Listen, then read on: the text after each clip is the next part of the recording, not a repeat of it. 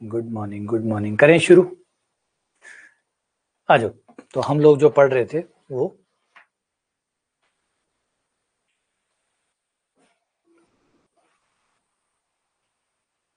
a plus B का मापांक।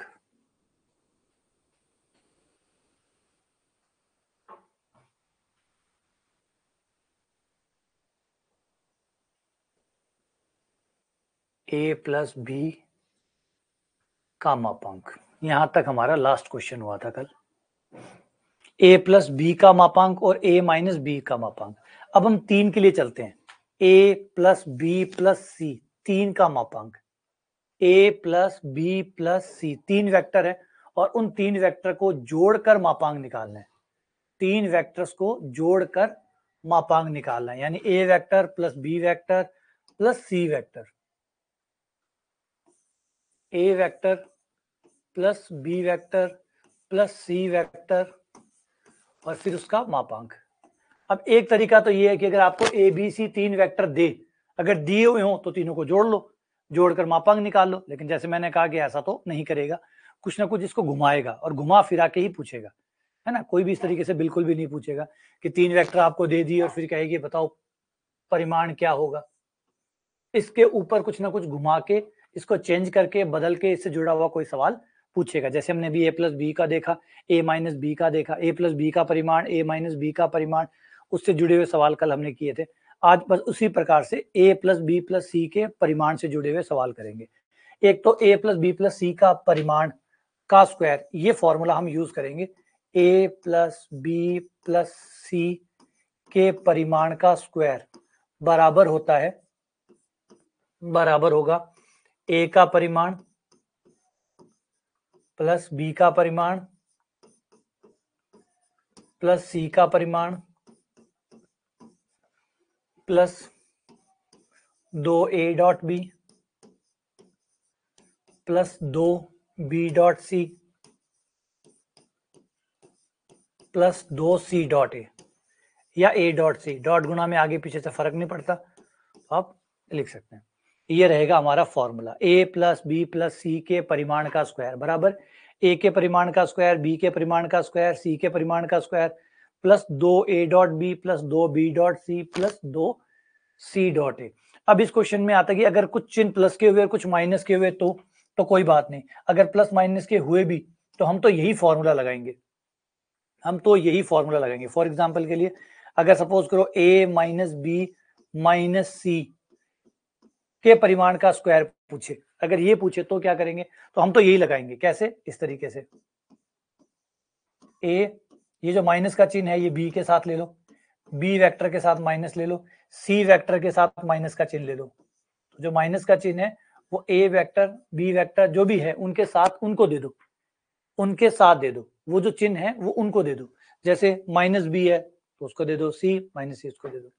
ठीक है, फिर इनका यही वाला फॉर्मूला लगा दो, a के परिमाण का स्क्वायर प्लस माइनस बी के परिमाण का स्क्वायर प्लस माइनस सी के परिमाण का स्क्वायर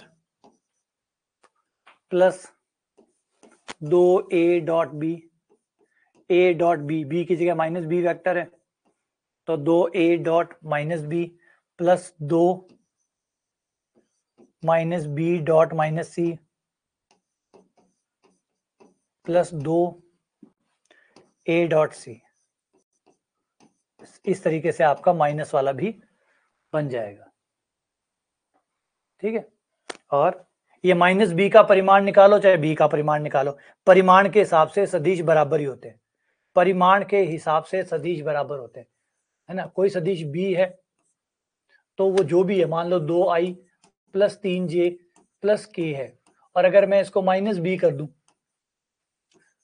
तो वैसे तो फर्क पड़ेगा क्योंकि चिन्ह बदल जाएंगे, माइनस का 2i हो जाएगा, माइनस का 3j हो जाएगा, माइनस का k हो जाएगा, लेकिन परिमाण में कोई फर्क नहीं पड़ेगा क्योंकि माइनस से गुणा करने से दिशा बदल गई है, दिशा उल्टी हो गई है, लेकिन लंबाई नहीं बदली है, लंबाई अभी भी वही रहेगी। आप b का परिमाण निकाल लो, वो भी उतना ही आएगा, b का परिमाण बराबर अंडर रूट i के गुणांक का स्क्वायर, j के गुणांक का स्क्वायर प्लस k के गुणांक का स्क्वायर, अंडर रूट 14 आ गया। अब माइनस b का परिमाण निकाल लो, इस वेक्टर के परिमाण निकालोगे तो इसका भी √14 आएगा। इसका मतलब माइनस से गुणा होने से परिमाण पर कोई फर्क नहीं पड़ता, परिमाण वही रहता है जो शुरुआत में था। तो ये और सरल हो गया। तो माइनस बी का परिमाण हो चाहे बी का परिमाण हो, एक ही बात होती है। तो ये तो शुरुआत वाले पद में तो माइनस का कोई फर्क पड़ेगा ही नहीं, शुरुआत वाले पदों में तो माइनस का कोई फर्क नहीं पड़ेगा। हाँ, यहाँ पे ये माइनस आगे आ जाएगा, -2a.c -2a.b minus minus plus हो जाएगा, 2b.c हो जाएगा, फिर ये हो गया -2a.c। ये लो, ये आपका आंसर आ गया। तो इस तरीके से ये सॉल्व होगा। आ जाओ इस पे सवाल करते हैं।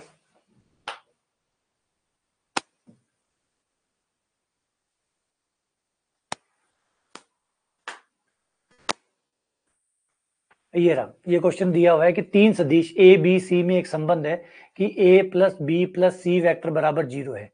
तीनों वेक्टरों का जोड़ 0 है, तीनों वेक्टर्स का जोड़ 0 है। और ये बताया गया है कि a का परिमाण 3 के बराबर है, b का परिमाण 5 के बराबर है, c का परिमाण 7 के बराबर है। क्वेश्चन कह रहा है कि a और b के बीच का कोण ज्ञात करिए। a वेक्टर और b वेक्टर के बीच का कोण ज्ञात करिए। थोड़ा सा टेढ़ा सवाल है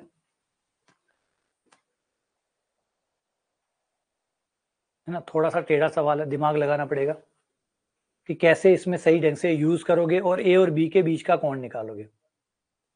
और ये सवाल काफी बार परीक्षा में आया हुआ है, काफी बार, कई बार। तो सही ढंग से चीजों का सही इस्तेमाल करना है। ये बताया गया कि तीनों वेक्टरों का जोड़ 0 है, A vector plus B vector plus C vector, तीनों का जोड़ 0 वेक्टर है। ए का परिमाण 3 है, बी का परिमाण 5 है, सी का परिमाण 7 है। ठीक है, तो गणित के अंदर दो महत्वपूर्ण चीजें होती है, एक होती है आपको फॉर्मूला पता हो, नंबर 2 आपको ये पता हो कि कौन सा फॉर्मूला कहाँ यूज लेना है, कौन सा फॉर्मूला कहाँ यूज लेना है। अगर आपको फॉर्मूला पता है लेकिन आपको ये नहीं पता कि कौन सी चीज कहाँ काम में लेनी है तो फिर बेकार है। खाली फॉर्मूला पता होना पर्याप्त नहीं है। हाँ, फॉर्मूला पता हो ये जरूरी है, अगर फॉर्मूला ही नहीं पता तो लगाओगे कैसे। तो आपको फॉर्मूला भी पता हो और आपको फॉर्मूले का तरीका भी पता हो कि कहाँ पे कौन सा फॉर्मूला लगाना है, कहाँ हथौड़े की जरूरत है, कहाँ कुल्हाड़ी की जरूरत है ना। हथौड़े की जगह हथौड़ा काम आता है, कुल्हाड़ी की जगह कुल्हाड़ी काम आती है। तो कौन सी जगह पे किसे काम में लेना है ये आपको पता होना चाहिए। ठीक है, शाबाश।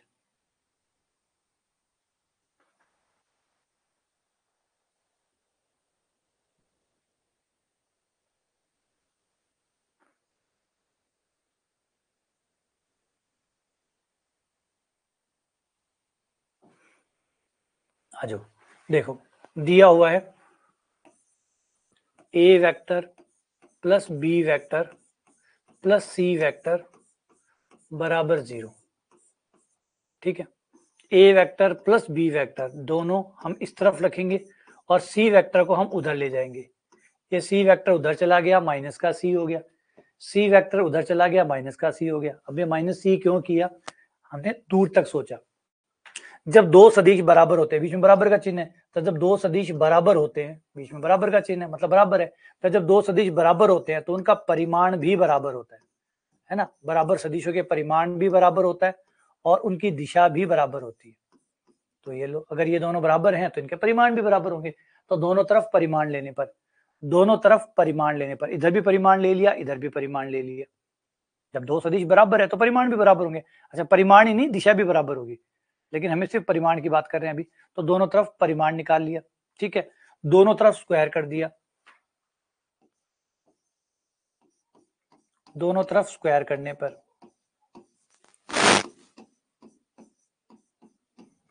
ये स्क्वायर कर दिया। अब इसे खोलना आता है हमें, इसे खोलेंगे, ए के परिमाण का स्क्वायर प्लस बी के परिमाण का स्क्वायर प्लस 2a.b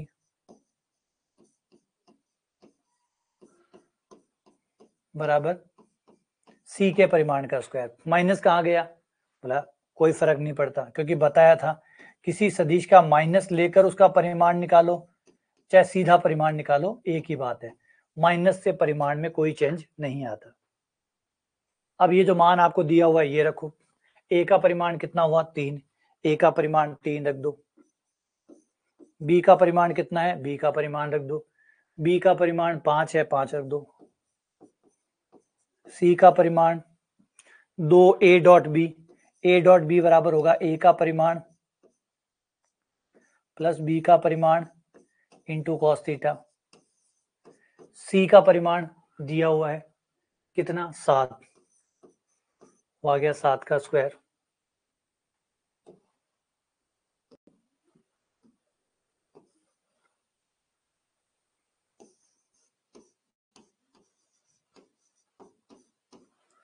तीन का स्क्वायर 9 हो गया, 5 का 25 हो गया, प्लस 2 ए का परिमाण 3, बी का परिमाण 5 कॉस थीटा,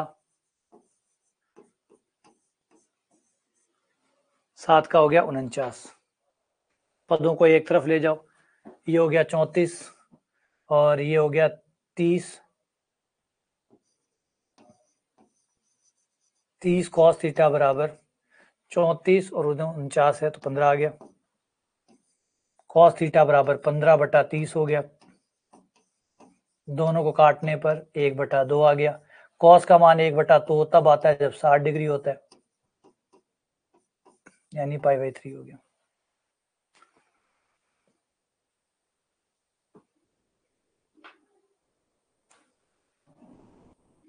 ये 60 डिग्री आंसर आ गया। अब एक एक चीज को अगर हम जोड़े कि हमने ऐसे ऐसे क्यों किया, ये तरीका हमने ऐसे क्यों अपनाया, तो यहाँ पे देखो कि हमें ए और बी के बीच का कोण चाहिए था, तो हमारा सी से तो कोई लेना देना था नहीं, सी हमें चाहिए ही नहीं था, तो सी को हमने एक तरफ रख लिया और फिर हमने दोनों तरफ मापांक ले लिया। इसका फॉर्मूला हमें आता था, हमने खोला, क्योंकि इस फॉर्मूले में आगे जाके ए डॉट बी आता है। जब ए प्लस बी के परिमाण का स्क्वायर होता है तो आगे जाके हमारे पास ए डॉट बी आएगा। ए डॉट बी आएगा तो ए का परिमाण बी का परिमाण कॉस थीटा भी आएगा। कॉस थीटा आ जाएगा तो हम इन सब का मान रख के कॉस थीटा का मान निकाल लेंगे, जिससे थीटा का मान आ जाएगा। तो ये चीजें सोच समझ के, मैंने कहा ना सिर्फ फॉर्मूला पता होना पर्याप्त नहीं है, फॉर्मूले को कैसे काम में लेना है, कहाँ काम में लेना है, ये बहुत महत्वपूर्ण है। तो सी को इधर लाना ये एक स्ट्रेटेजी का हिस्सा था कि सी को इधर लाओ ताकि सी से पीछा छूट जाए, फिर इधर ए और बी बचे, फिर दोनों का मापांक निकाल लें और फिर स्क्वायर करके उन्हें खोल दें और फिर ए बी सी के परिमाण का मान रख के थीटा का मान निकाल लें। ठीक है, चल आगे बढ़ते हैं।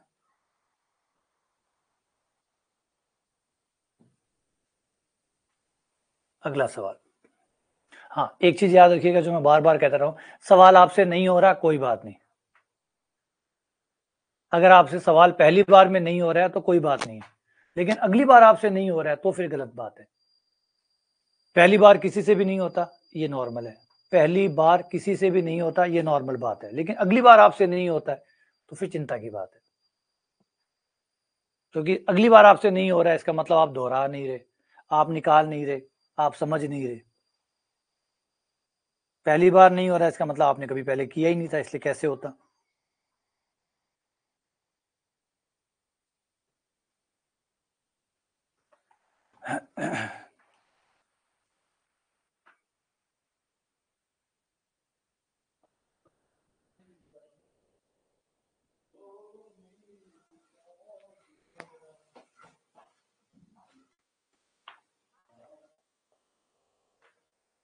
नहीं ये नहीं चलता, ऐसे नहीं चलता। नंबर नंबर होते हैं, संख्याएं संख्याएं होती है, सदिश सदिश होते हैं, अपनी अपनी चीजें हैं। सदिश अब अपने हैं तो अपने नियमों से चलेंगे, सदिश अपने नियमों से रहेंगे और अदिश अपने नियमों से रहेंगे, है ना।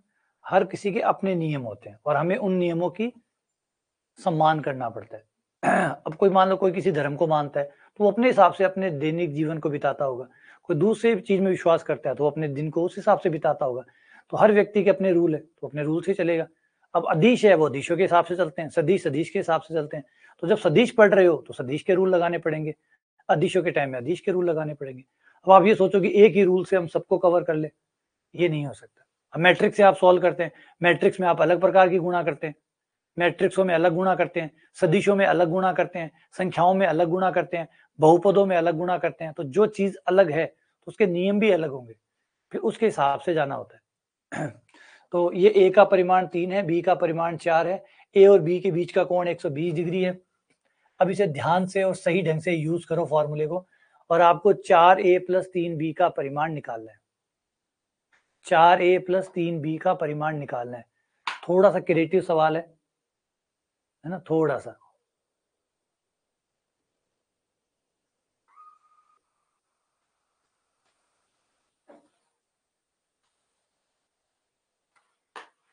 बिल्कुल। तो ये क्वेश्चन क्या है, 4a vector plus 3b vector, खुलेगा तो वैसे ही है ना, खुलेगा तो वैसे ही, स्क्वायर बराबर a, इसका परिमाण 4a का परिमाण प्लस 3b का परिमाण प्लस 2 पहला वेक्टर डॉट दूसरा vector, 4a vector dot 3b vector, 4a vector dot 3b vector. अब 4a प्लस 3b का परिमाण हमें दिया हुआ है, नहीं दिया हुआ, निकालना है। ठीक है, निकालना है।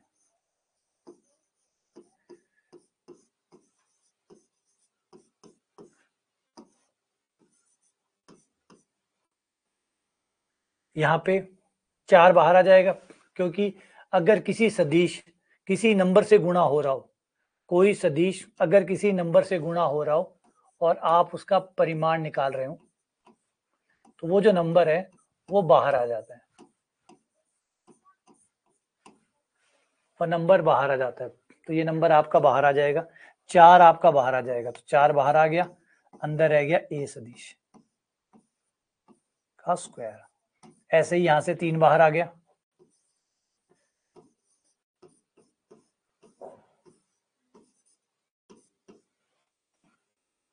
संख्याओं के गुणा कर दो, 2 गुणा 4 8, 8 या 24, ये 24 आ गया, ए डॉट बी आ गया,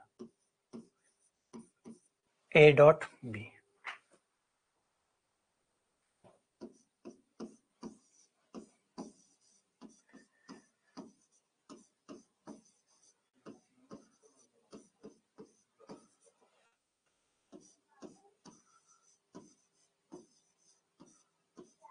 ए डॉट बी बराबर ए का परिमाण, बी का परिमाण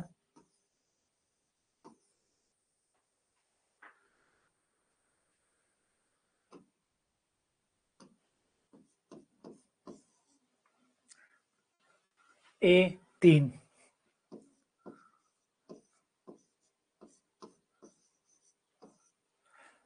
बी का परिमाण 4,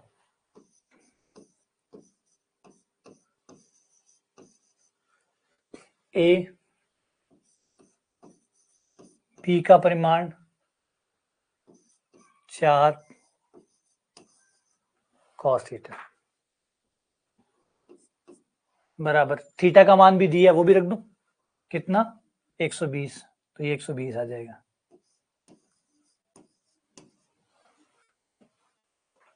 सोलह गुणा 9 144, 16 गुणा 9 144, प्लस ये हो गया 12, 12 12 144, 284, 288, इसका मान हो गया माइनस का 1/2 कॉस 120 का मान, ये काट दो, 144 प्लस 144 माइनस 144, ये कट गया, 144 आ गया। तो आपका ये कितना आ गया, 4a plus 3b vector, 4a plus 3b vector,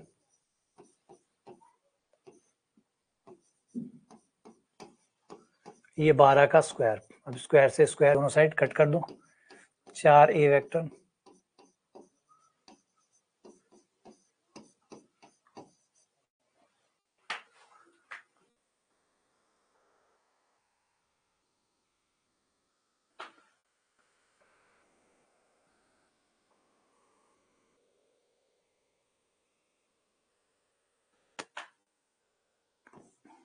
ये आंसर, तो ये 12 हो गया। तो वही फॉर्मूला, थोड़ा सा नयापन हमने ऐड किया है कि भाई कोई जरूर थोड़ी हमेशा a प्लस बी हो, a की जगह 4a, b की जगह 3b भी तो हो सकता है, a की जगह 4a और b की जगह कुछ और भी हो सकता है, 3b, 5b, 8b। तो फिर कैसे सॉल्व होता है? तो ऐसे सॉल्व होता है। ठीक है, क्लियर? चलो आगे बढ़ते हैं, अगले सवाल पे आते हैं। इन सवालों को कई बार निकालिएगा, कई बार हाथ से बार बार निकालिएगा। चीजों को समझने का सबसे अच्छा तरीका यही रहता है कि बार बार निकालो, क्योंकि बोलना और करना दोनों में अंतर बहुत होता है ना। जैसे बचपन में आप लोगों ने साइकिल सीखी होगी, तो साइकिल सिखाने वाले को तो बिल्कुल जोर नहीं आता, बस उसको कहना पड़ता है कि बेटा ये हैंडल है, इसको पकड़ो, सामने देखो और पैडल मारो। हैंडल पकड़ो, पैडल मारो और सामने देखो, हो गया, हो गई ट्रेनिंग, हो गया क्लास। 3 बातें बतानी है उसको। लेकिन क्या हैंडल पकड़कर पैडल मारने में और सामने देखने में, इन तीनों चीजों को बंदा एक बार में ग्रहण कर लेता है? नहीं, कई बार वो चलाता है, कई बार वो गिरता है, कई बार वापस उठता है, फिर चलाता है, और कई हफ्ते उसको लग जाते हैं इस बात को समझने में और करने में कि सामने देखो, पेडल मारो और हैंडल पकड़ो। बहुत सिंपल बात है, कितने समय, एक 5 सेकंड में सिखा दिया सही। अब सिखाने वाले को तो लगे 5 सेकंड, लेकिन करने वाले को कितने लगे? कई दिन। तो बस यही फर्क होता है। समझाने वाले को तो 1-2 सवाल कराने होते हैं, बोले ये रे, लेकिन आप उस एंड पे हैं, तो आपको कई बार निकालना होगा, तब जाके ये चीजें जमेगी, है ना। आपको कई बार करना होगा, तब जाके चीजें सेट होंगी, वरना मैंने तो कहा हमारे लिए तो कितना आसान है, सामने देखो, पेडल मारो, हैंडल पकड़ो, ये लो।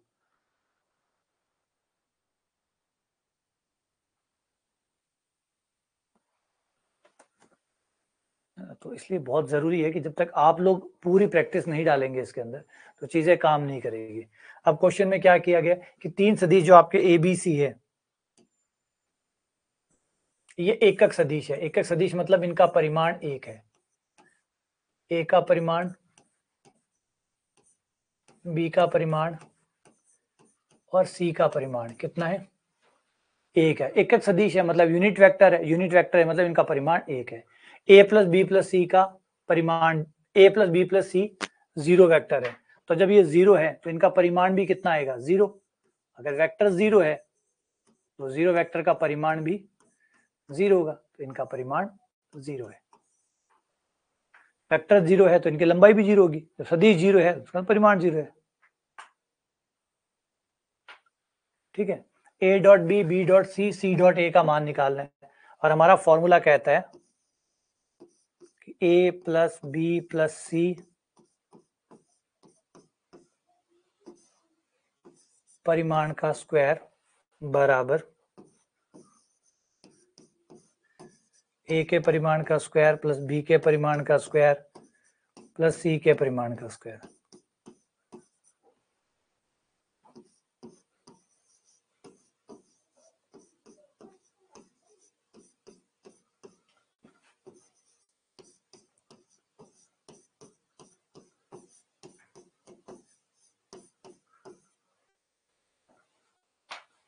मान रख दो, इसका परिमाण 0 है, ए का परिमाण 1 है, बी का परिमाण 1 है, सी का परिमाण 1 है, plus 2 A dot B plus B dot C plus C dot A. ये 1 प्लस 1 प्लस 1 3 हो गए, ये आपके 3 हो गए, 3 इधर आ जाएंगे, ये माइनस के 3 हो गए, 2 का भाग लग जाएगा, ये 3 हो गए, ये 2 रहा, 2 का भाग लग जाएगा, माइनस का 3/2 आ जाएगा। तो ये आपका ए डॉट बी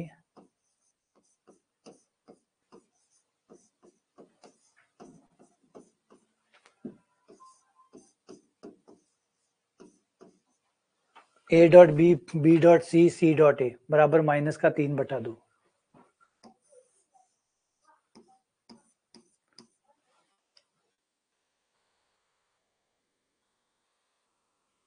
ठीक है, सही है, आगे सुन।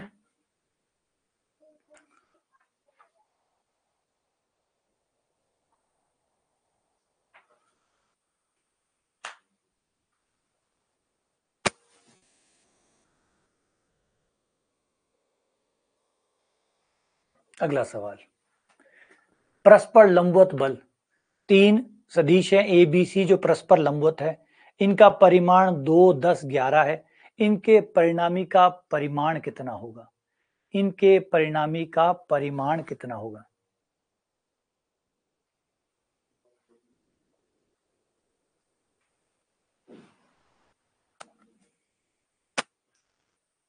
इनके परिणामी का परिमाण कितना होगा?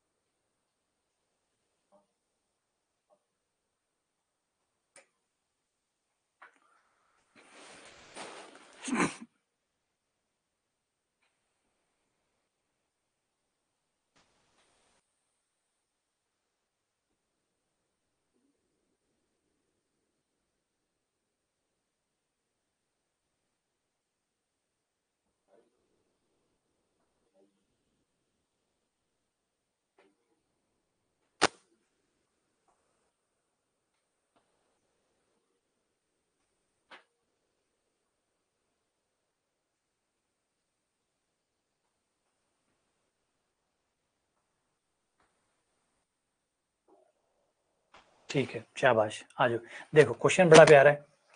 क्वेश्चन कह रहा है कि तीन परस्पर लंबवत, यानी ये परपेंडिकुलर वेक्टर है। जब दो सदिश लंबवत होते हैं, परपेंडिकुलर होते हैं, 90 डिग्री पर होते हैं, तो उनका डॉट गुणा 0 होता है। ए और बी लंबवत है, इसका मतलब ए डॉट बी 0 होगा। ठीक है, परस्पर लंबवत है यानी तीनों एक दूसरे के लंबवत है। बी सी के लंबवत है तो बी और सी का डॉट गुणा 0 होगा।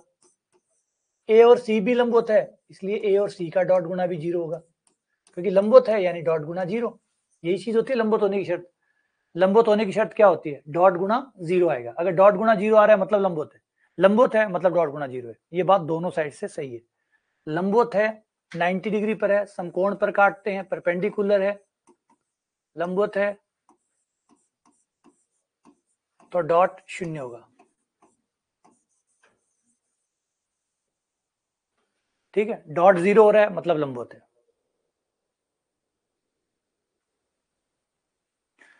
आगे चले। आगे कह रहा है कि इनका परिमाण, ये जो ए बी सी तीन वेक्टर है, इनका परिमाण, ए का परिमाण 2 है,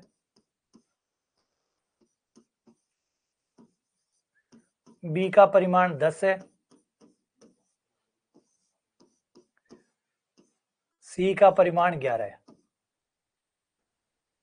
ठीक है, आगे क्वेश्चन में आगे बढ़ते हैं तो आगे की लाइन हमें कह रही है, ये लाइन इंपॉर्टेंट है। यहां पे लिखा हुआ है परिणामी। परिणामी किसे कहते हैं? एक तो इन दोनों वर्ड में अंतर रखिएगा, परिणामी और परिमाण में अंतर है। परिणामी, ये दो वर्ड बहुत नजदीक वाले हैं, परिणामी और परिमाण। परिमाण है मापांक को कहते हैं, परिमाण मापांक को कहते हैं, और परिणामी का मतलब है वो जो भी सदिश है उनका जो जोड़ होता है उसको परिणामी कहते हैं, उनके जोड़ को परिणामी कहते हैं, और परिमाण मापांक को कहते हैं। तो बहुत क्लोज वर्ड है, इसलिए कई बार कंफ्यूजन हो जाता है। परिणामी यानी जोड़, परिमाण यानी मापांक। तो ये पहले क्या कह रहा है कि जो परिणामी है, परिणामी मतलब जोड़, ये हो गया परिणामी, ए प्लस बी प्लस सी, ये हो गया परिणामी। अब परिणामी का परिमाण, फिर इसका निकालो परिमाण यानी मापांक निकालो। ये क्वेश्चन पूछ रहा है कि जो परिणामी है उसका परिमाण निकालो। परिणामी मतलब जोड़, फिर उसका परिमाण यानी उसका मोड। तो ये क्वेश्चन है कि ए प्लस बी प्लस सी का मोड हमें ज्ञात करना है। तो क्वेश्चन को धीरे धीरे समझो और उसकी एक समझ बनाओ कि भाई क्या कहना चाहता है, क्या कह रहा है। सारी चीजें क्वेश्चन में डिटेल में है, हर चीज दी है इसने कि तीनों परस्पर लंबवत है। परस्पर मतलब पहला दूसरे के लंबवत है, दूसरा तीसरे के लंबवत है, पहला तीसरे के लंबवत है। दो दो आपस में लंब होते हैं, यानी डॉट गुना 0 है। नंबर 2, परिणामी का मतलब योग करना होता है, परिमाण का मतलब मापांक निकालना होता है, लंबाई निकालना होता है। इनकी मात्राएं दी हुई है, इनका परिमाण दिया हुआ है, मतलब इनका मापांक दिया हुआ है, ठीक है, और ये हमसे पूछा है, तो इनको एक फॉर्मूले में डाल लो, है हमारे पास फॉर्मूला,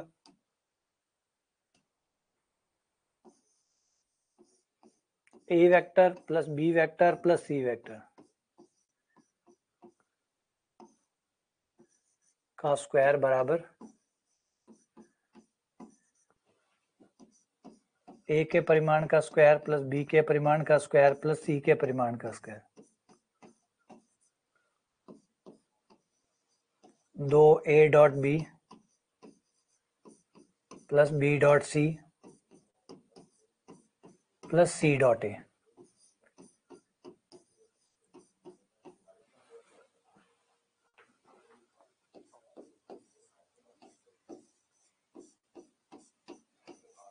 का परिमाण प्लस बी का परिमाण प्लस सी का परिमाण।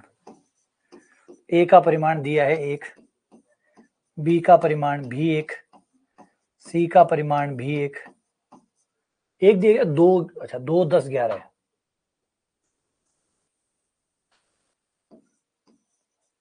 2 बी का परिमाण 10, सी का परिमाण 11, 2 ए डॉट बी 0 है, बी डॉट सी 0 है, सी डॉट ए 0 है।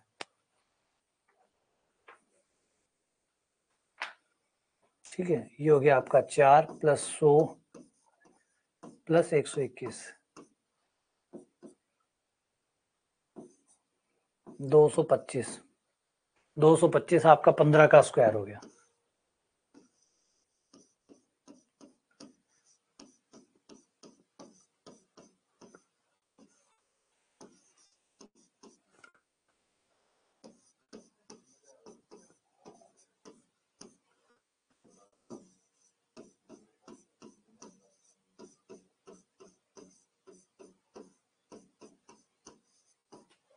ये 15,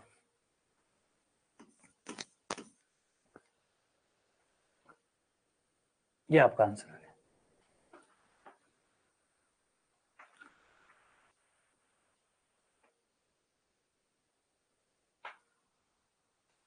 ठीक है, आ जाओ आगे बढ़ते हैं।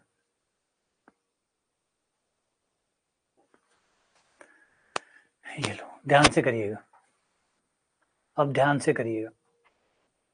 ए बी सी प्रत्येक के मध्य 60 डिग्री का कोण है। ए का परिमाण 4 है, बी का परिमाण 2 है, सी का परिमाण 6 है।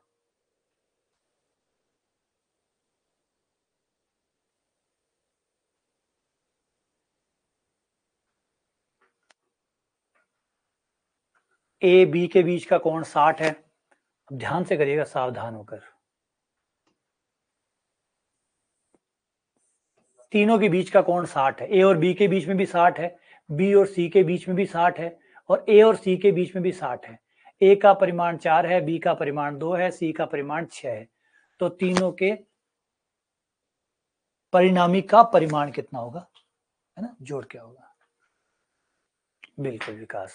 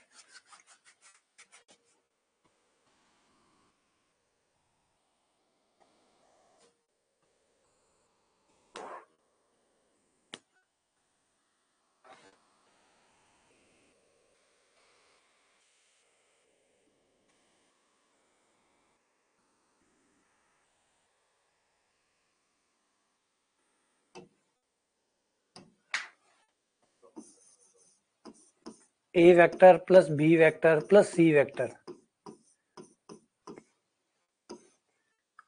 के परिमाण का स्क्वायर बराबर होता है ए के परिमाण का स्क्वायर प्लस बी के परिमाण का स्क्वायर प्लस सी के परिमाण का स्क्वायर, साथ में 2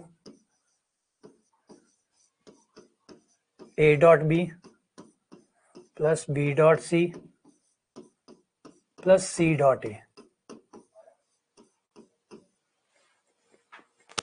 ठीक है, सॉरी।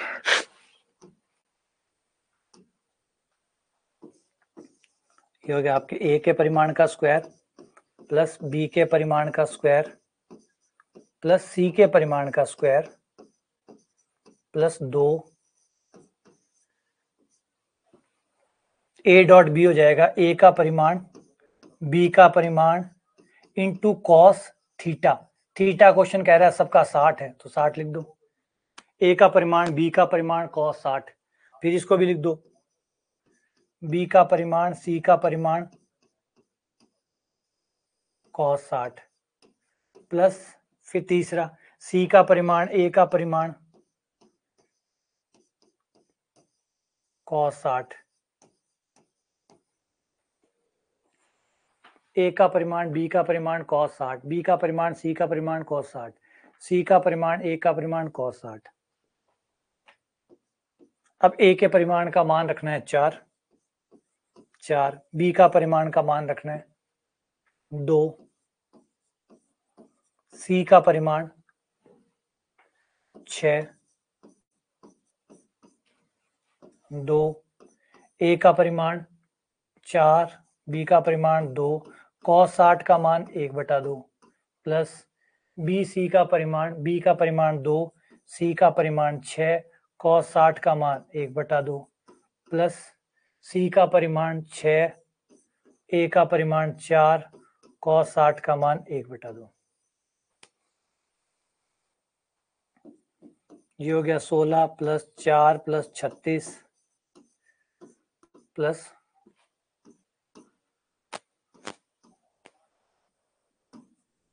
तो ये कितना हो गया 4 तो ये हो गया 6 वो हो गया 10, 10 2 10 और 12 22, 22 गुना 22 44, ये हो गया। ये 80 हो गया, 80 और 20 ये 100 हो गया, टोटल 100 आ गया।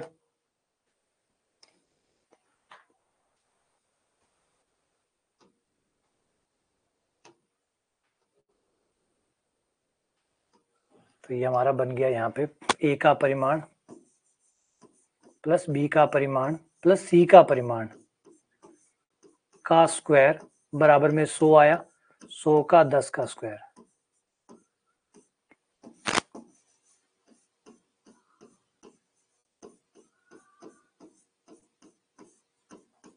ये 10, तो आंसर आ गया 10।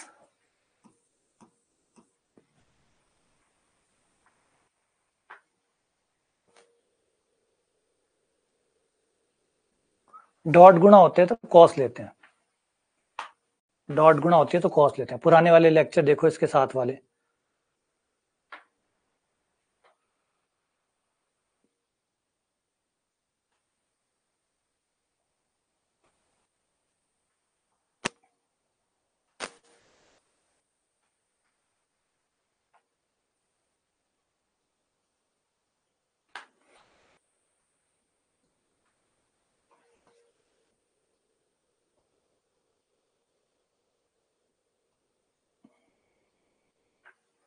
ए प्लस बी प्लस सी तीनों का जोड़ 0 है, ए का परिमाण 3 है, बी का परिमाण 5 है, सी का परिमाण 7 है।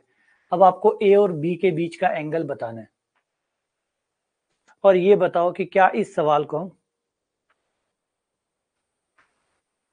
अब आप क्या करते हैं, आप ये सोचते हैं कि मतलब आज आना है तो कल क्लास, आज क्लास ले ली कल सीधा आ जाना है। कल सीधा नहीं आना होता। आज ये लेक्चर लिया, अब इस लेक्चर को आपको कई बार देखना होता है, कई बार समझना होता है, कई बार कॉपियां भरनी होती है, इन सवालों को बार बार कर करके कॉपियां भरनी होती है, तब धीरे धीरे चीजें बैठती है। मैंने कहा ना थ्योरी बहुत आसान है। थ्योरी में मैंने पहले भी एग्जांपल दे दिया आपको कि साइकिल चलाना अगर जो सिखाना है तो आपको सिर्फ 3 लाइनें बोलनी पड़ेगी, भैया पेडल मारो, है ना, पेडल मारो, वो पकड़ो, हैंडल पकड़ो और सामने देखो, हो गया। अब क्या सीख गया वो साइकिल? क्या वो सीख गया साइकिल? नहीं सीखा। क्यों? सिखा तो दिया, पेडल मारना है, हैंडल पकड़ना है, सामने देखना है। तो हो गया होगा, अब क्या दिक्कत है, क्यों नहीं सीखा वो? ऐसा नहीं सीखते, ये तो सिर्फ बताना हो गया, ये जरूरी है, आपने बता दिया, लेकिन जैसे जैसे वो उसको प्रैक्टिस करेगा तब जाके सीखेगा। तो आप लोग बस यही चाहते हैं, आप लोग क्लास में पढ़ा दे, बात खत्म, फिर हमें कभी नहीं पढ़ना, हमें सीधा फिर अगले दिन क्लास में फिर चले जाना है, फिर उम्मीद करेंगे दोबारा वो कुछ बताएंगे, दोबारा फिर मैं वही बताऊंगा, हैंडल पकड़ो, सामने देखो, पैडल मारो। अगले दिन फिर क्लास में आओगे, फिर मैं वही कहूंगा, हैंडल पकड़ो, पैडल मारो, सामने देखो। लेकिन ये प्रोसेस कब खत्म होगा? जिस दिन आप ये चीजें करेंगे। तो जब तक आप करेंगे नहीं तब तक चीजें आसान नहीं होंगी, है ना, करने से ही चीजें होंगी। नहीं तो गीत गाते रहो, मुझसे नहीं हो रहा, मुझसे नहीं हो रहा, मुझसे नहीं हो रहा, करोगे तब होगा ना।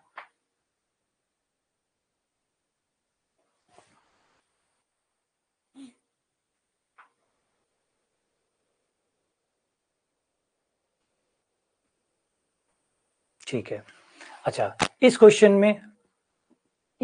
में अगर यही बात अगर ए और बी के बीच में पूछा है, अगर यही कोण बी और सी के बीच में पूछा होता तो भी इस क्वेश्चन को किया जा सकता है। यही क्वेश्चन अगर ए और सी के बीच में पूछा जाता तो भी किया जा सकता है। यानी जिस तरीके से आपने इस क्वेश्चन को ए और बी के बीच के कोण निकालने के लिए यूज किया है, बी और सी के बीच में कोण निकालने के लिए भी काम में लिया जा सकता है, और ए और सी के बीच में भी कोण निकालने के लिए इसको काम में लिया जा सकता है। तो इसको अलग अलग तरीके से आप काम में ले सकते हैं, ठीक है ना। जो कोण निकालना है उसके हिसाब से उस वेक्टर को, उसके अलावा वेक्टर को उधर भेज दो। जैसे हमने सी को उधर भेजा था, क्यों? क्योंकि हमें ए और बी के बीच का कोण निकालना था। अगर बी और सी के बीच का कोण निकालना होता तो ए को उधर भेज देते, अगर ए और सी के बीच का कोण निकालना होता तो बी को उधर भेज देते। तो उस एक्स्ट्रा वेक्टर को जो हमें नहीं चाहिए, जिसके बीच का कोण नहीं चाहिए, उसको उधर भेज दो, और फिर वही प्रक्रिया है जिसको आपको सॉल्व करना है, ठीक है। हाँ, ये रिपीट आ गया, ये क्वेश्चन आपका रिपीट हो गया, है ना। बिल्कुल, ये वाला तो वापस आ गया, यही किया था आपने पहले। 3 5 7 ही है, हाँ ठीक है, यही है। पहले डिग्री में थे, अब की बार रेडियन में, बस इतना ही फर्क है, बाकी क्वेश्चन वही है, बाकी क्वेश्चन वही है। अगर मान लो इसी क्वेश्चन को मैं चेंज करके बी और सी के बीच का कोण निकालूं,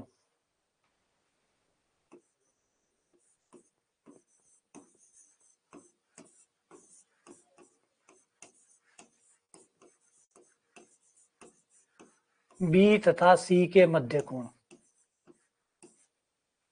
इस बार ए और बी के बीच में ना निकाल के बी और सी के बीच में निकाल रहे हैं। अगर बी और सी के बीच में लगाएंगे तो आपको क्या करना होगा, बी और सी वेक्टर को इधर रखो, ए वेक्टर को आप उधर ले जाओ, माइनस ए वेक्टर ले गए, दोनों तरफ परिमाण ले लो, वैसे का वैसे ही, बिल्कुल वही प्रोसीजर रिपीट करना है। लेकिन इस बार समझदारी सिर्फ ये करनी है कि ए वेक्टर को आप उधर ले जाइए, क्योंकि आपको बी और सी के बीच का कोण चाहिए। तो जिन दो के बीच का कोण चाहिए उनको एक तरफ रख लो, बाकी वाले को दूसरी तरफ ले जाओ, फिर दोनों तरफ वर्क कर दो।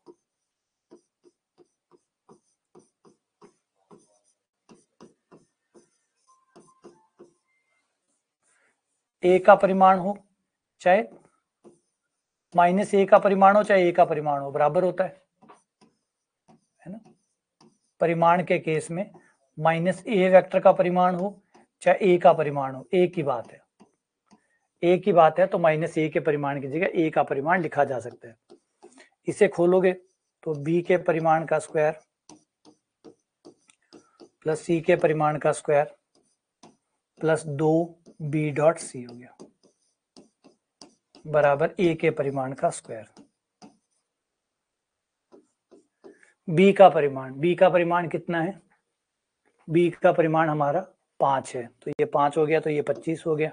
सी का परिमाण हमारा 7 है, तो ये 49 हो गया, प्लस 2 बी का परिमाण, सी का परिमाण, और उनके बीच का कोण मान लो थीटा है तो कॉस थीटा। ए का परिमाण है हमारा 3, तो ये 3 का स्क्वायर आ गया, मतलब 9 आ गया। इन्हें सॉल्व कर लो, 49 25 74, वो उधर चला गया। बी का परिमाण कितना है? बी का परिमाण 5 है, सी का परिमाण 7 है, कॉस थीटा है, ये माइनस का 65 हो गया और cos थीटा बराबर आ गया माइनस का 65 बटा 257, 5 पे काट लो 13, तो cos थीटा बराबर आ गया माइनस का 13 बटा 14। ये इनके बीच का कोण आ गया। तो आप इस तरीके से इस सवाल को अलग अलग, यही एक सवाल है, ये घूम फिर के नया नया रूप बनाएगा। कभी बी सी के बीच का कोण पूछ लेगा, कभी ए बी के बीच का कोण पूछ लेगा, कभी ए सी के बीच का कोण पूछ लेगा। तो अब आपको थोड़ा सा समझना है कि भाई क्या करना होता है। ए बी का कोण कैसे निकलता है इसी से, बी सी का कैसे निकलता है, ए सी का कैसे निकलता है, किसको किधर रखना होता है। ठीक, आओ आगे बढ़ते हैं अगले चीज की तरफ। बस ये सवाल तो आपने किया हुआ, ये -3/2 उत्तर आया था। चलो अब आ जाते हैं सदिश गुणनफल के ऊपर। सदिश गुणा, सदिश गुणन, वेक्टर मल्टीप्लिकेशन, सदिश गुणन या वेक्टर मल्टीप्लिकेशन।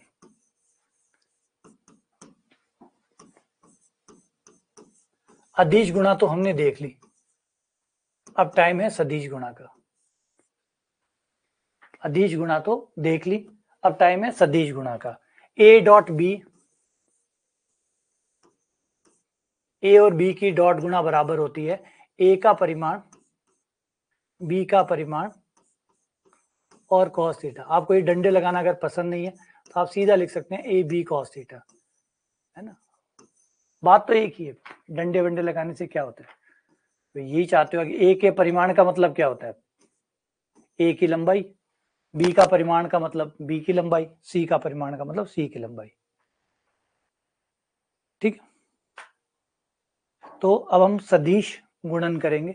सदिश गुणन में क्या होता है, अगर ए क्रॉस बी, अगर आप दो वेक्टर लें, दोनों की क्रॉस गुणा करें और उसका परिमाण निकालें, उसका परिमाण ए क्रॉस बी का परिमाण बराबर होता है ए का परिमाण गुणा बी का परिमाण गुणा साइन थीटा, उनके बीच का कोण। जैसे डॉट गुणा में cos थीटा आया था, क्रॉस गुणा में साइन थीटा आता है।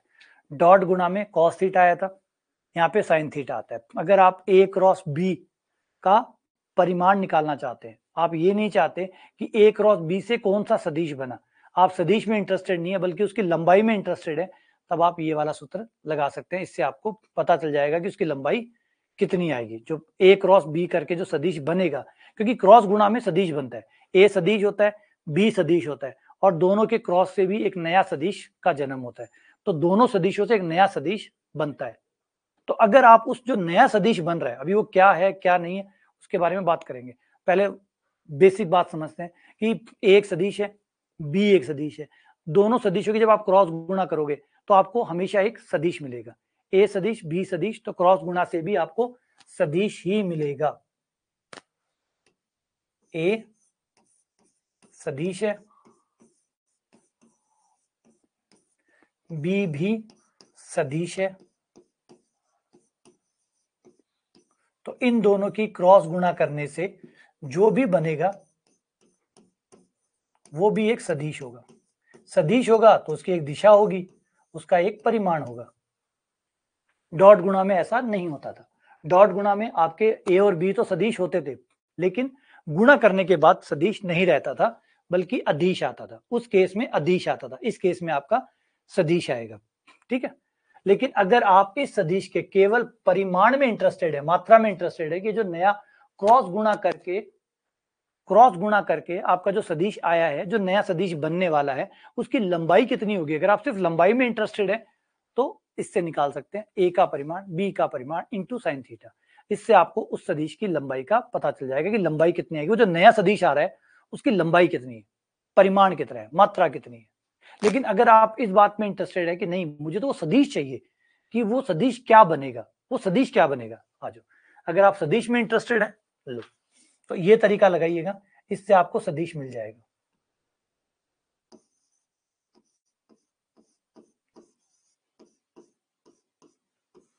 इस तरीके से सारणिक बनाओ आई जे के, फिर आपका जो ए सदिश है उसके घटक यहां लिखो, जो बी सदिश है उसके घटक यहां लिखो, घटक मतलब आई घटक जे घटक के घटक, और इसे सॉल्व कर लो। तो आपको वो सदिश मिल जाएगा अगर आप उसमें इंटरेस्टेड है। वो आपके डिपेंड है, भाई कोई जरूरी तो हर भाई आप सदिश में इंटरेस्टेड हो, कई बार आप सिर्फ परिमाण में इंटरेस्टेड होते हैं, खाली परिमाण चाहिए, खाली परिमाण चाहिए तो ये रहा, मतलब मुझे सदिश चाहिए ये रहा, लो जो मन में है वो लो, दोनों अवेलेबल है हमारे पास, दोनों अवेलेबल है। अगर आपको सदिश चाहिए कि भाई क्रॉस गुणा करके क्या बनेगा, ये लो, बोले नहीं हमें तो परिमाण चाहिए, ये रहा, ठीक है। तो दोनों अवेलेबल है, जो डिपेंड करता है सवाल के ऊपर कि क्वेश्चन में क्या पूछा जाए। सदिश पूछा जाए तो आप ये निकाल लीजिए और ये निकाल लीजिए, ठीक है। एक एग्जांपल करवा देता हूं मैं, फिर इसके महत्व पे आऊंगा कि इसका महत्व क्या है, क्या इंपॉर्टेंस है इसकी इंपॉर्टेंस क्या है, फिर हम उस पर आएंगे।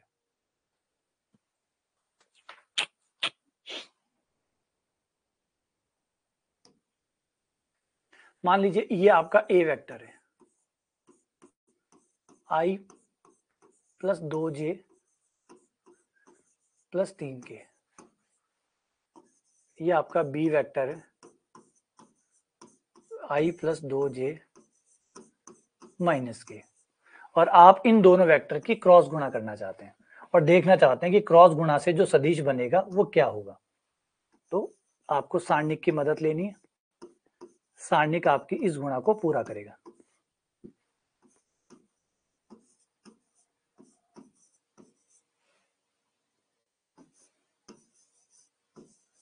एक दो तीन, एक दो माइनस एक, आई जे के 1 2 3, पहले आपने जो ए सदिश है उसके गुणांकों को यहां डाल दिया,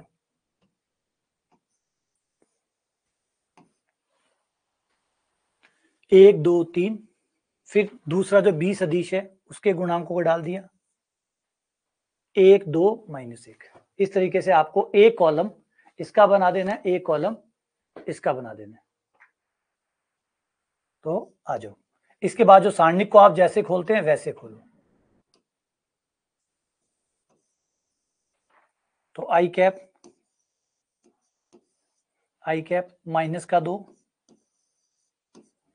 माइनस का 6 प्लस माइनस प्लस माइनस जे, ये हो गया माइनस का 1 माइनस का 3 प्लस के कैप, ये कट गया 2 माइनस 2,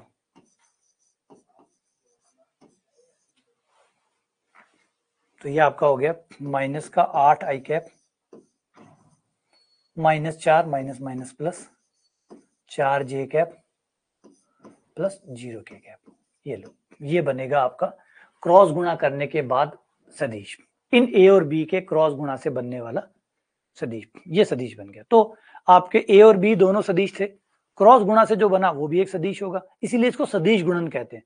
इसीलिए इस गुणा का नाम वेक्टर मल्टीप्लिकेशन है। वेक्टर क्यों पड़ा, क्योंकि ये आपको वेक्टर देता है, ये आपसे वेक्टर ही लेता है और वेक्टर ही लौटाता है, इसलिए इसका नाम पड़ गया वेक्टर मल्टीप्लिकेशन, है ना। सदिश गुणन, वेक्टर मल्टीप्लिकेशन, क्यों, क्योंकि ये आपको वेक्टर देता है। स्केलर मल्टीप्लिकेशन आपको स्केलर देता है, वो आपको वेक्टर नहीं देता, तो इसलिए इसका नाम स्केलर मल्टीप्लिकेशन है। ये वेक्टर देता है जिसका नाम वेक्टर मल्टीप्लिकेशन हो गया, ठीक है। ये हो गया। हाँ, अब आप इसका परिमाण निकालना चाहे तो यहां से भी निकाल सकते हैं, यहां से भी परिमाण निकाल सकते हैं, सदिश बन गया, सदिश का परिमाण भी निकल जाता है। तो आपको कोई जरूरत नहीं है वो सूत्र लगाने की, बिना सूत्र लगाए भी आप यहां से परिमाण, ये वेक्टर तो बन ही गया, मुझे परिमाण निकालना है तो ये लो परिमाण। परिमाण कैसे निकलता है, अंडर रूट आई के गुणांक का वर्ग प्लस जे के गुणांक का वर्ग प्लस के गुणांक का वर्ग, ये हो गया अंडर रूट 80, 16 पंजे 80, 4 बाहर 5 अंदर, ये परिमाण निकल गया, ठीक है। तो अगर आपको ए और बी दो सदिश दिए हुए हैं तो फिर आप इस तरीके से निकाल सकते हैं, क्रॉस गुणा करके सदिश पता कर लो, फिर उसका परिमाण निकालो। और कई बार क्या होता है कि आपको सदिश नहीं दिए होते, कई बार आपको सदिश नहीं दिए होते बल्कि उनका परिमाण दिया होता है और परिमाण ही पूछा होता है। अगर क्वेश्चन ये होता कि भाई ए एक सदिश है जिसका परिमाण, ए एक सदिश है जिसका परिमाण 2 है, बी एक सदिश है जिसका परिमाण 3 है, इन दोनों के बीच का जो कोण है वो 60 डिग्री है। तो बताओ ए क्रॉस बी का परिमाण कितना होगा, है ना। तो फिर इस केस में आप सारणिक तो नहीं बना सकते, इस केस में तो सारणिक नहीं बना सकते क्योंकि ना तो ए वेक्टर दिया ना बी वेक्टर दिया, बल्कि ए और बी का परिमाण दिया है। ना तो ए वेक्टर आपको दिया है ना ही बी वेक्टर दिया है, बल्कि क्या दिया है, ए क्रॉस बी का परिमाण ही पूछा है, वेक्टर भी नहीं पूछा, इसने भी नहीं पूछा, ना तो वेक्टर दिया है ना वेक्टर पूछा है, परिमाण ही दिया है और परिमाण ही पूछा है और कौन दिया है। तो उस केस में फिर आप वो वाला सूत्र जो आगे वाला था मेन, वो आप लगा सकते हैं। ए क्रॉस बी का परिमाण बराबर होता है ए का परिमाण इंटू बी का परिमाण इंटू साइन थीटा। ए का परिमाण है आपका 2, बी का परिमाण है 3, साइन 60 का मान होता है √3/2, 2 से कट गया 3 √3, ये आ गया। तो अलग जगह पे अलग फॉर्मूला, जो फॉर्मूला डिमांड करेगा वो लगाना है, जो फॉर्मूला डिमांड करेगा वो लगाना है। अब यहाँ पे आई जे दिया था, आप सारणिक से सॉल्व करके सदिश निकाल सकते हैं तो निकालिए, यहाँ पे नहीं दिया तो कोई बात नहीं, ये लगा दीजिए। तो जहाँ पे जो फॉर्मूला काम करेगा, अब यहाँ पे ये वाला फॉर्मूला काम नहीं कर सकता, ये तरीका काम नहीं कर सकता क्योंकि दोनों वेक्टर आपको नहीं दिए बल्कि उनके परिमाण दिए, तो कोई बात नहीं, परिमाण वाला लगा दो। तो अलग जगह पे अलग फॉर्मूला, डिमांड के अकॉर्डिंग हम फॉर्मूला लगाते हैं, डिमांड के अकॉर्डिंग, जैसी डिमांड वैसा फॉर्मूला, ठीक है। अब इसमें इंपॉर्टेंट चीज कि हम करते क्यों हैं, सदिश गुणा क्यों करते हैं, बढ़िया और जरूरी सवाल, सदिश गुणा क्यों करते हैं।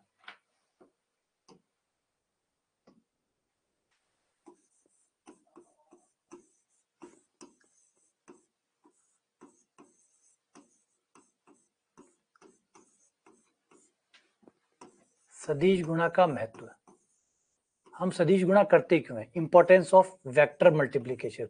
आपको याद होगा कि स्केलर मल्टीप्लिकेशन के बारे में बताया था मैंने आपको कि स्केलर मल्टीप्लिकेशन इसलिए काम आता है कि जब भी आपको दो सदिशों के बीच का कोण निकालना हो तो आप हमेशा डॉट गुणा का यूज करते हैं। डॉट गुणा का एक उपयोग तो था कोण निकालने में कि जब भी आप कोण निकालना हो, जब भी दो वेक्टर आपको दिए गए हो कि भैया बताओ कोण कितना है, तो आप सीधा कॉस थीटा बराबर ए डॉट बी बटा ए का परिमाण बी का परिमाण पे जाएंगे। लेकिन एक बात और थी, अगर किसी वेक्टर का किसी दिशा में मान निकालना है तब भी आप डॉट प्रोडक्ट का इस्तेमाल करेंगे, ए डॉट बी कैप या ए डॉट बी बटा बी का परिमाण। तो किसी सदिश का किसी दिशा में मान निकालना है तो काम मिलेंगे, दो चीज होगी, दो उपयोग हो गए डॉट गुणा का। ऐसी क्रॉस गुणा का क्या उपयोग है, क्रॉस गुणा का एक ही महत्वपूर्ण उपयोग है, वही पर्याप्त है अपने आप में। ये आपको जो क्रॉस गुणा करके जो सदिश बना के देता है, क्रॉस गुणा करने के बाद जो सदिश बनाता है वो आपके ए और बी दोनों सदिशों के लंबवत सदिश होता है, वो दोनों सदिशों के लंबवत होता है। आपके जो भी दो सदिश है ये उन दोनों सदिशों के लंबवत होगा। अगर ये आपका ए सदिश है, ये आपका बी सदिश है, तो क्रॉस गुणा करने से जो सदिश हमें प्राप्त होता है, जो नया सदिश, उसमें सबसे इंपॉर्टेंट चीज, सबसे खास चीज है वो लंब होता है, इन दोनों पर लंब होता है। ए क्रॉस बी एक लंब सदिश होता है। ये इससे भी अब आप सोचोगे यहां से 90 का, दोनों के साथ 90 का कैसे बना, दोनों का 90 के साथ इसलिए बना क्योंकि ये ऐसे है ना कि ऐसे है, ये यूं है, यूं समझिए, ये आपका ए वेक्टर है, ये हाथ बी वेक्टर है और ये जाएगा ए क्रॉस बी, ये जो मेरा है ना मेरी मुंडी है वो ए क्रॉस बी है, ये है ए वेक्टर, ये है आपका बी वेक्टर, ये आपके ए और बी है, ठीक है। और ए क्रॉस बी ये है, ए क्रॉस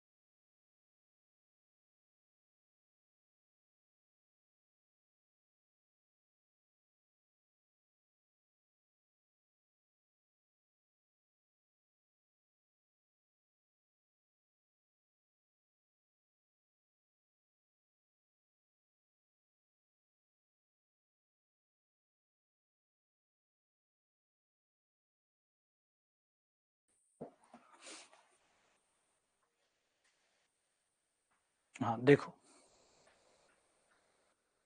अब क्लास आ गई होगी।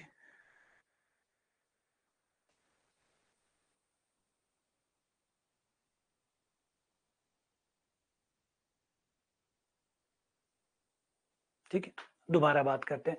आपको ए क्रॉस बी जो सदिश प्राप्त होगा वो ए के भी लंबवत होगा, बी के भी लंबवत होगा। अगर मैं इसका नाम एक बार के लिए सिंप्लीफाई करके इसका नाम सी रख लूं, इसका नाम अगर मैं सी वेक्टर रख लूं, तो ये जो सी वेक्टर है ये आपके ए के भी लंबवत होगा तथा बी के भी लंबवत होगा,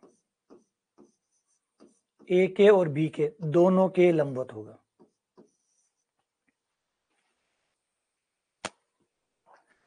ये आपके दोनों के लंबवत होगा, ऐसा वेक्टर आपका बनेगा जो दोनों के लंबवत होगा। मतलब लंबवत का क्या काम है? काम बहुत है।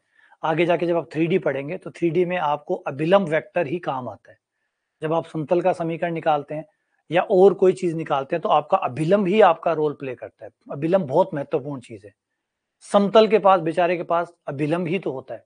और अभिलंब कितना महत्वपूर्ण है वो आप छोटी क्लास से परावर्तन अपवर्तन से भी पढ़ सकते हैं।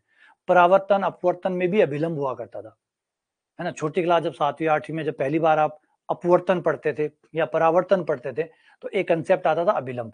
तो अभिलंब का महत्व तब से भी था जब आप 6ठी 7वीं में हुआ करते थे। तो सोचिए अब अभिलंब कितना बड़ा हो गया होगा, अब उसका महत्व कितना बड़ा हो गया होगा। तो अभिलंब बहुत महत्वपूर्ण कंसेप्ट है। और ए क्रॉस बी क्या करता है? आपको अभिलंब देता है, आपको वो लंब देता है जो आपके दोनों वेक्टरों के लंबवत है, दोनों वेक्टरों के 90 डिग्री पर है। ठीक है, अब इसकी पहचान करने का सबसे आसान तरीका है, आप यहाँ पे देखिए जो आपको पता चलेगा। अभी जो मैंने वेक्टर निकाला है ये रहा, है ना। ये देखो आपके दोनों वेक्टर के लंबवत है। आप इसकी डॉट गुणा करके देखो। अब ये जो वेक्टर आया है ए क्रॉस बी करके, इस वेक्टर की आपके दोनों वेक्टर के साथ डॉट गुणा करके देखो। ए के साथ और बी के साथ, दोनों के साथ डॉट गुणा करके देखो। आपकी डॉट गुणा 0 आ रही है, देखो।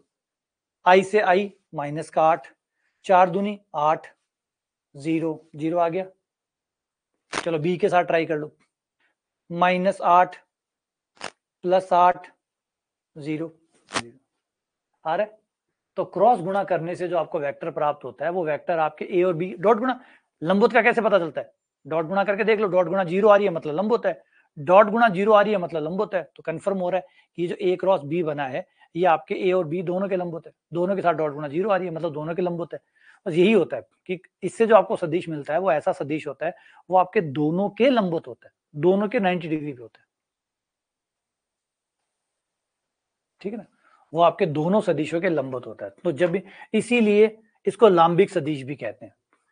इसलिए क्रॉस गुणा को लंब सदिश, लांबिक सदिश, परपेंडिकुलर वेक्टर भी कहते हैं। जब कभी भी हमें लंब सदिश निकालना हो दिए गए दो सदिशों के, तो हम उनकी क्रॉस गुणा कर देते हैं और क्रॉस गुणा करने से हमें लंब सदिश प्राप्त हो जाता है।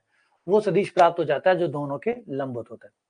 ये इसकी उपयोगिता है, ये इसकी उपयोगिता है। ठीक है, डन। आ जाओ, अब इसी के साथ कुछ छोटे छोटे 2-3 रिजल्ट। ए डॉट बी बराबर होता है हमारा ए का परिमाण बी का परिमाण कॉस थीटा। ए क्रॉस बी का परिमाण बराबर होता है ए का परिमाण बी का परिमाण साइन थीटा। ये ए डॉट बी, ये बी डॉट ए। अब यहां पर अगर हम वर्ग करके जोड़ दें, अगर दोनों को वर्ग करके जोड़ दें तो हमें एक रिजल्ट मिल जाएगा, डॉट गुणा और क्रॉस गुणा में संबंध। वर्ग करके जोड़ने पर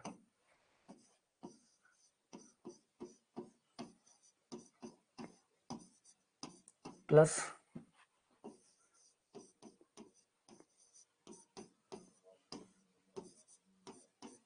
बराबर, इधर sine square plus cos square का मान 1 हो जाएगा।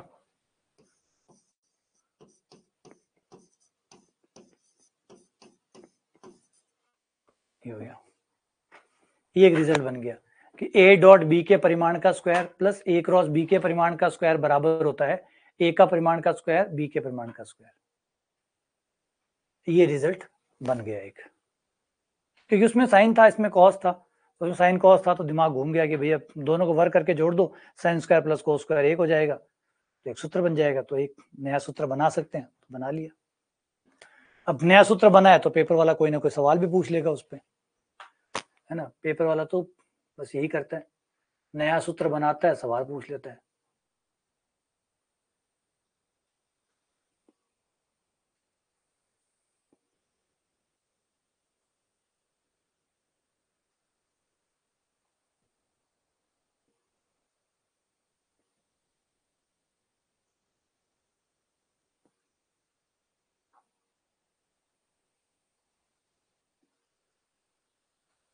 एक तो पहले ये कर लो,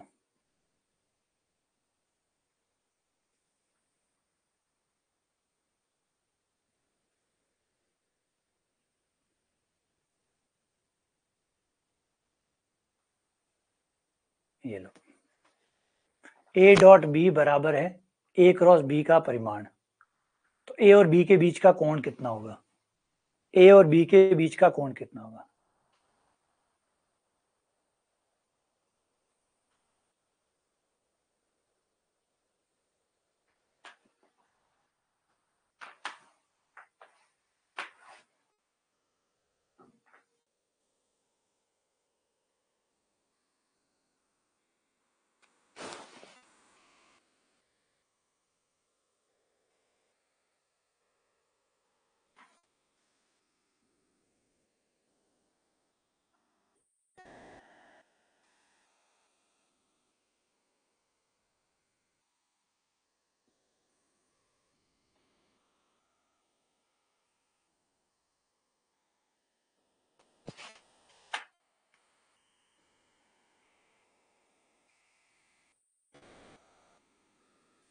ये हो गया आपका ए डॉट बी, हो गया ए का परिमाण, बी का परिमाण कॉस थीटा, इधर हो जाएगा आपका ए का परिमाण, बी का परिमाण और साइन थीटा। ठीक है, दोनों साइड से आप कट कर सकते हैं, ए का परिमाण से ए का परिमाण, बी का परिमाण से बी का परिमाण, तो कॉस थीटा बराबर आ गया sine theta. Cos theta sine theta कब बराबर होते हैं, जब थीटा बराबर 45 डिग्री हो। 45 डिग्री पे साइन का और कॉस का मान बराबर होता है। ऐसे करना चाहो तो ऐसे कर लो, या दोनों तरफ कॉस का भाग दे दो, दोनों तरफ कॉस का भाग दोगे तो इधर तो कॉस कट जाएगा, उधर साइन बटा कॉस आ जाएगा, वो टेन थीटा आ गया। टेन थीटा का मान एक कब आता है, जब थीटा बराबर 45 होता है। तो दोनों में से कोई भी तरीका अपना लो, तो थीटा का मान 45, ये आपका आंसर होगा।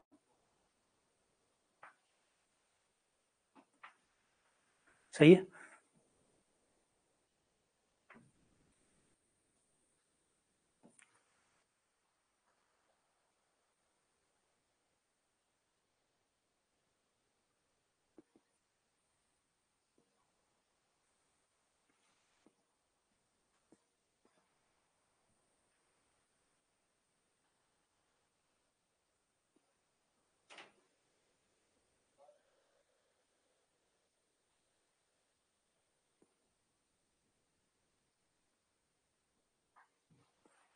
एक ये ए बी सी तीन सदिश है, जहां ए वेक्टर बराबर है बी प्लस सी, बी और सी के मध्य का कोण 90 डिग्री है, तो कौन सी बात सच है।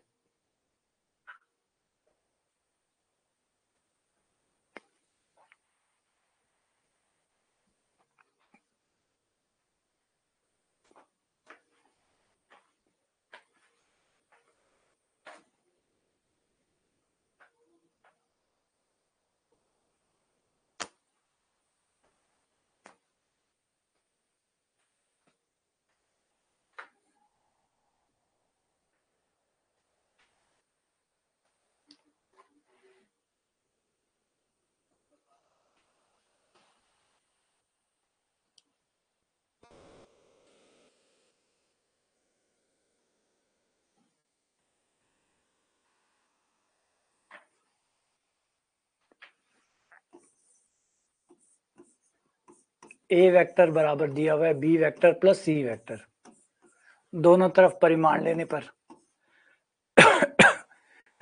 दोनों तरफ परिमाण ले लिया, ए का परिमाण बराबर बी प्लस सी का परिमाण। तो जब वेक्टर बराबर होते हैं तो उनका परिमाण भी बराबर होता है, तो परिमाण ले लिया, दोनों तरफ वर्ग कर दिया, दोनों तरफ वर्ग कर दिया।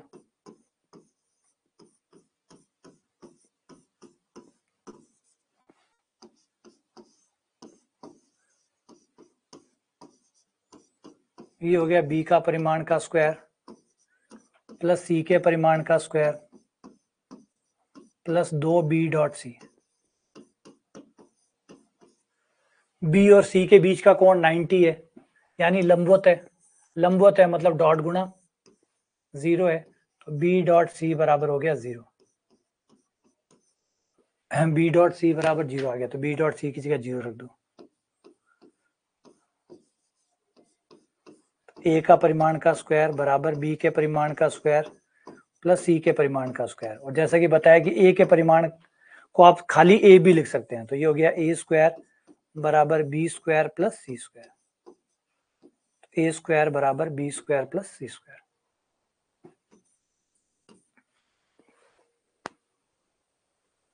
ठीक है, बस चलिए इसी के साथ क्लास को विराम देते हैं और कल हम त्रिक गुणा पढ़ेंगे।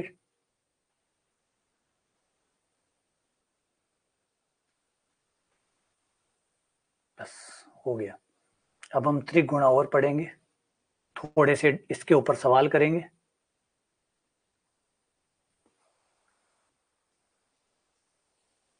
बस त्रिगुणा ही बचा है, केवल त्रिगुणा और पढ़ना है हमें। ठीक है, ओके, मिलते हैं आप लोगों से।